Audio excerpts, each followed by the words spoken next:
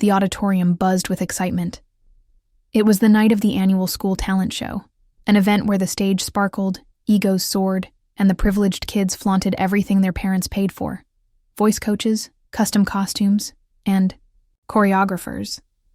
And then there was Lily. She wore a faded dress, one that had been mended too many times. Her shoes didn't match.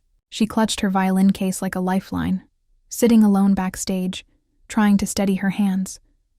She wasn't popular. She didn't have followers. Everyone just called her the poor girl from the trailer park. Some snickered when her name was called. One student muttered loud enough for the front row to hear, "What's she going to do? Cry on stage?"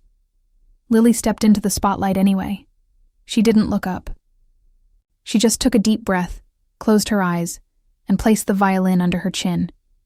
And then she played. Not just notes, not just music. She played pain, hope, and something so raw that it made the room go silent. Conversations stopped mid-sentence.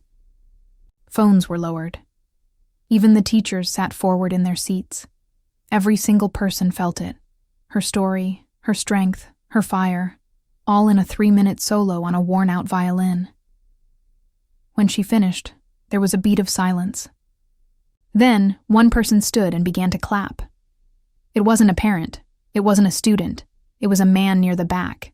He looked out of place. No child next to him, no program in his hands. He wore a suit, expensive but understated, and his eyes glistened.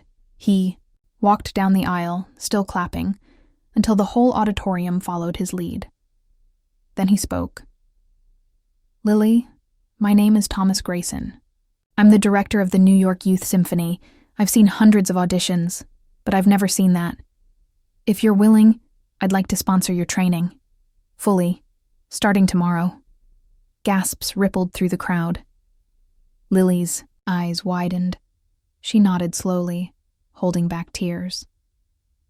Later, when people asked Mr. Grayson why he was even at that small-town talent show, he smiled and said, "Greatness doesn't need a stage, it needs a chance."